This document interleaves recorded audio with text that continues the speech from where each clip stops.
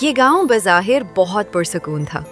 کچی سڑکیں، مٹی کے گھر، نیم کے درختوں کی قطاریں اور شام کے وقت اذان کی آواز جو پورے ماحول میں خاموشی بکھیر دیتی تھی۔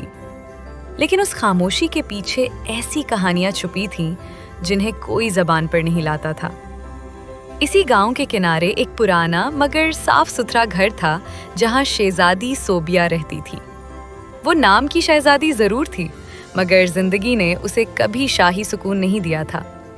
اس کی آنکھوں میں عجیب سی گہرائی تھی، جیسے وہ بہت کچھ دیکھ چکی ہو، بہت کچھ سہ چکی ہو، مگر پھر بھی کسی سے شکوہ نہ کرتی ہو۔ صوبیہ روز فجر سے پہلے اٹھتی، صحن میں جھاڑو دیتی، ماں کے لیے پانی گرم کرتی اور پھر گھر کے کاموں میں لگ جاتی۔ اس کے چہرے پر اکثر خاموش مسکراہٹ ہوتی، مگر دل کے اندر سوالوں کا ہجوم تھا۔ گاؤں والے اسے عزت کی نظر سے دیکھتے تھے، مگر کوئی اس کی تنہائی نہیں سمجھتا تھا۔ اسی گاؤں میں ایک اور گھر تھا جو قدرے بہتر حالت میں تھا۔ وہاں رہتا تھا شہزادہ زین۔ زین شہر میں تعلیم حاصل کر کے واپس آیا تھا۔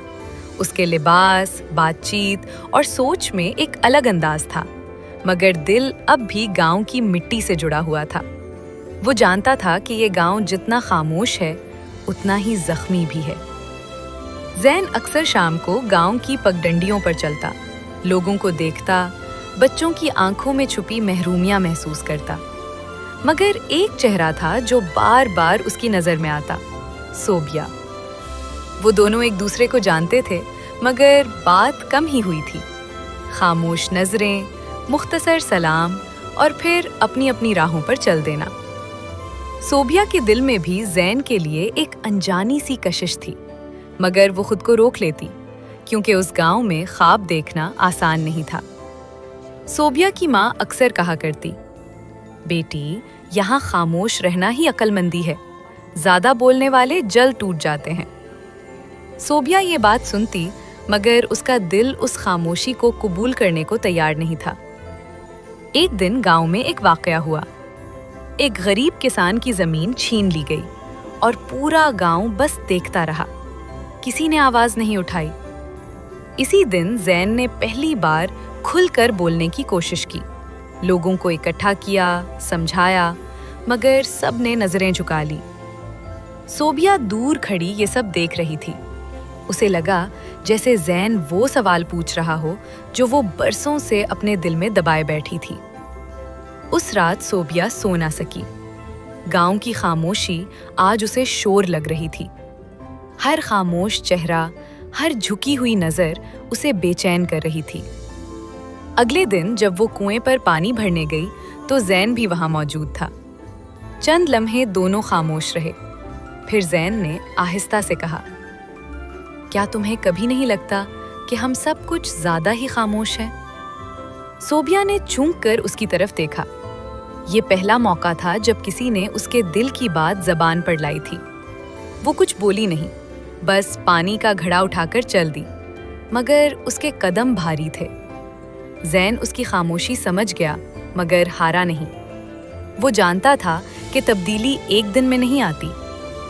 صوبیہ کے اندر ایک جنگ چل رہی تھی، ایک طرف ماں کی نصیحت، معاشرے کا خوف، اور دوسری طرف سچ بولنے کی خواہش۔ گاؤں کے بزرگ ہر بات کو قسمت کہہ کر ٹال دیتے تھے، ایسا ہے ہوتا آیا ہے، ہم کچھ نہیں بدل سکتے۔ مگر صوبیہ اب خود سے یہ جھوٹ نہیں بول پا رہی تھی۔ رات کو اس نے آسمان کی طرف دیکھا۔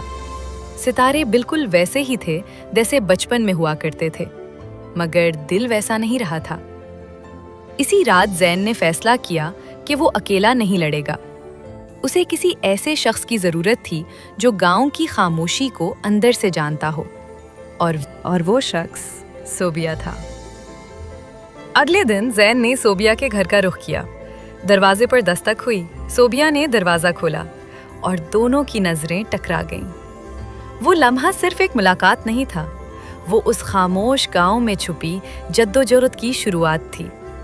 صوبیہ دروازے پر خاموش کھڑی تھی، زین سامنے تھا، آنکھوں میں عزم اور لہجے میں سنجیدگی۔ کچھ لمحے دونوں خاموش رہے، پھر صوبیہ نے آہستہ سے کہا، اندر آئیے۔ یہ الفاظ چھوٹے تھے مگر ان میں ایک بڑا فیصلہ چھپا تھا۔ گھر کے اندر سادگی تھی، دیواروں پر وقت کے نشانات اور ماحول میں عجیب سی سنجیدگی۔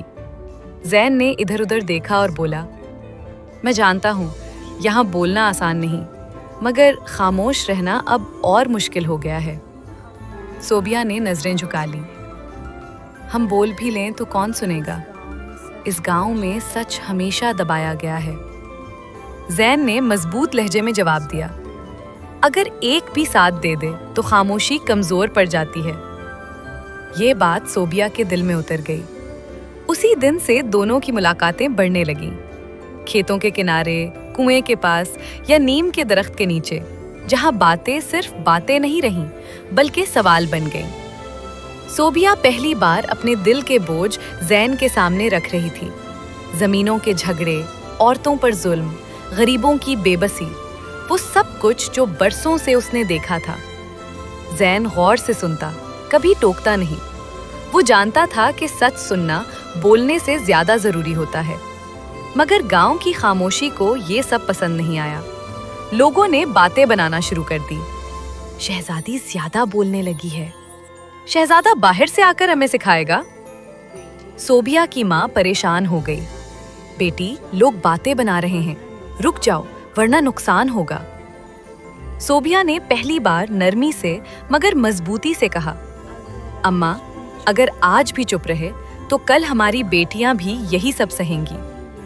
یہ جواب سن کر ماں خاموش ہو گئی۔ دوسری طرف زین کو بھی دباؤ کا سامنا تھا۔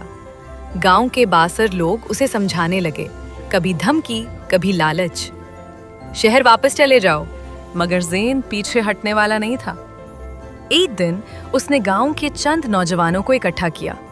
شروع میں سب خاموش رہے، مگر پھر صوبیہ نے آگے بڑھ کر بات کی۔ اس کی آواز کانپ رہی تھی، مگر الفاظ سچے تھے۔